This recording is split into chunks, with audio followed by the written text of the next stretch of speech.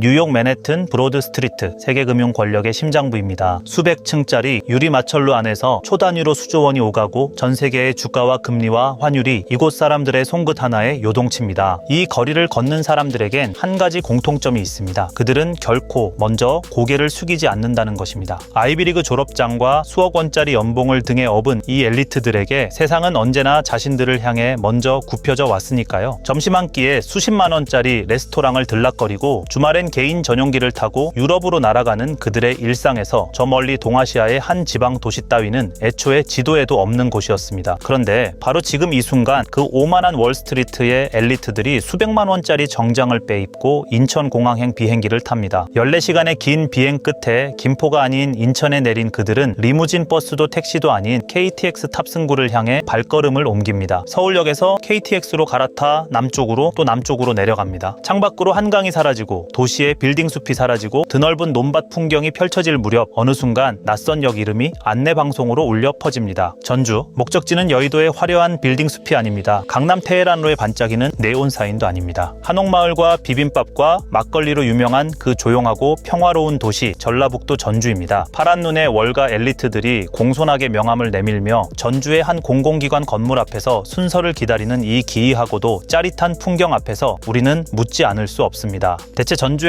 무슨 일이 벌어지고 있는 것일까요? 그리고 이 질문의 답을 알게 되는 순간 여러분은 자본주의의 가장 냉혹하고도 통쾌한 진리 하나를 마주하게 될 것입니다.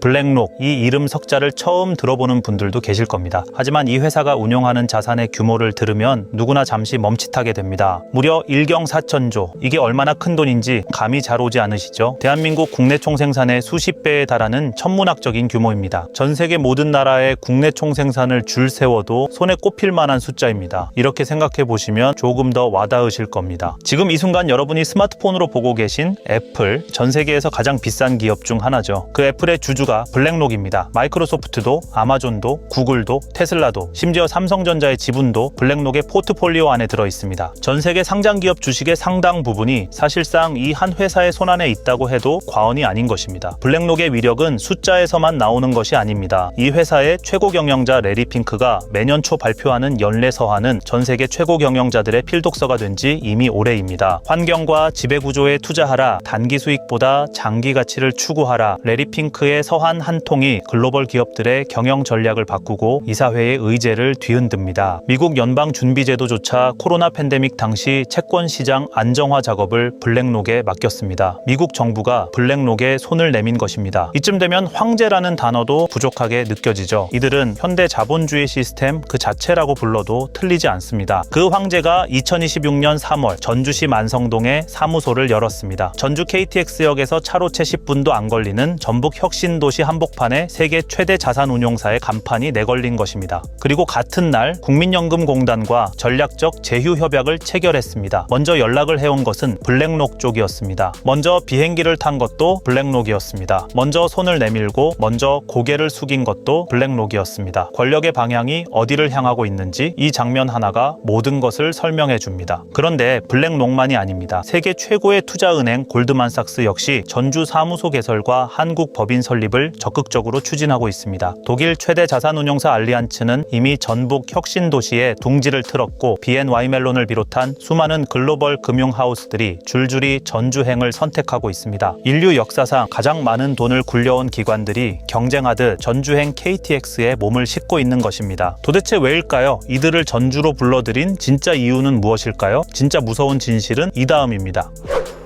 결론부터 말씀드리겠습니다. 그 콧대 높은 월가의 황제들을 전주로 끌어안친 단 하나의 이유, 바로 대한민국 국민연금입니다. 정확히는 전주시 덕진구 만성동에 위치한 국민연금 기금운용본부 때문이죠. 이 기관은 건물 외관만 보면 여느 공공기관과 크게 다를 것이 없습니다. 방문증을 받아 들어가는 로비의 풍경도, 복도를 오가는 직원들의 모습도 평범하기 그지없습니다. 그러나 이 건물 안에서 매일 내려지는 의사결정들은 문자 그대로 전 세계 자본시장의 판도를 바꾸는 넘는 수준입니다. 이 기관이 운용하는 기금의 규모는 2026년 현재 1,500조 원을 훌쩍 돌파했습니다. 대한민국 정부 1년 예산의 2배를 가뿐히 웃도는 규모이자 웬만한 나라의 국부 펀드와 견주어도 세계 최상위권에 드는 수준입니다. 이 돈이 움직이면 시장이 반응합니다. 국민연금이 어느 국가의 국채를 산다는 소문만 돌아도 그 나라 채권 금리가 출렁입니다. 미국 부동산 시장에서 국민연금이 들어온다는 신호가 잡히면 같은 섹터의 부동산 펀드들이 긴장하며 포지션을 재조정합니다. 유럽 인프라 투자 시장에서도 아시아 사모펀드 시장에서도 국민연금이라는 이름 하나는 그 자체로 시장을 움직이는 힘입니다. 이쯤 되면 고래라는 표현도 부족하게 느껴집니다. 국민연금은 대양 자체를 뒤흔드는 자본시장의 슈퍼 고래입니다. 자본주의에는 단 하나의 절대적인 법칙이 있습니다. 돈을 버는 자보다 돈을 맡기는 자가 더 강합니다. 블랙록이 아무리 일경 4천조 원을 굴린다 해도 그들의 수익은 결국 국민연금 같은 기관 투자자가 자금을 위탁해 주어야 비로소 실현됩니다. 위탁 운용 수수료만 따져도 천문학적인 금액이고 공동 투자 기회, 수십 년에 걸친 장기 파트너십, 이 모든 것에 열쇠를 쥐고 있는 것이 바로 전주 만성동의 이 기관입니다. 다시 말해 블랙록에게 국민연금은 단순한 고객이 아닙니다. 자신들의 비즈니스 모델 전체가 흔들릴 수 있는 절대적인 갑 중의 갑입니다. 그렇다면 지금 전주의 일상은 어떤 모습일까요? 전북 혁신도시의 평범해 보이는 카페 안에서 영어와 한국어가 뒤섞인 낮은 목소리의 대화가 오갑니다. 깔끔하게 차려입은 외국인과 말쑥한 정장의 한국인이 마주 앉아 커피를 홀짝이는 그 장면, 얼핏 보면 평범한 비즈니스 미팅처럼 보입니다. 그러나 그 대화 한마디 한마디 안에는 수조 원 단위의 위탁 운용 계약과 공동 투자 제한과 파트너십 조건이 녹아 있습니다. 누가 국민연금 내부의 투자 전략 기류를 먼저 읽어내느냐, 누가 더 깊고 두터운 신뢰 관계를 먼저 구축하느냐를 두고 세계 최고 수준의 금융 두뇌들이 전주의 골목에서 치열한 정보전을 벌이고 있습니다. 월가의 두뇌들이 뉴욕 본사가 아니라 전주의 카페에서 영업을 뛰고 있는 것입니다. 한치의 과장도 없이 이것이 지금 이 순간 전주의 현실입니다. 그렇다면 여기서 우리는 더 큰 그림을 봐야 합니다. 이 흐름이 단지 몇몇 금융사의 개별적인 전략 판단으로 끝날 이야기일까요? 아니면 대한민국 금융 지형 자체가 뿌리부터 바뀌고 있는 것일까요?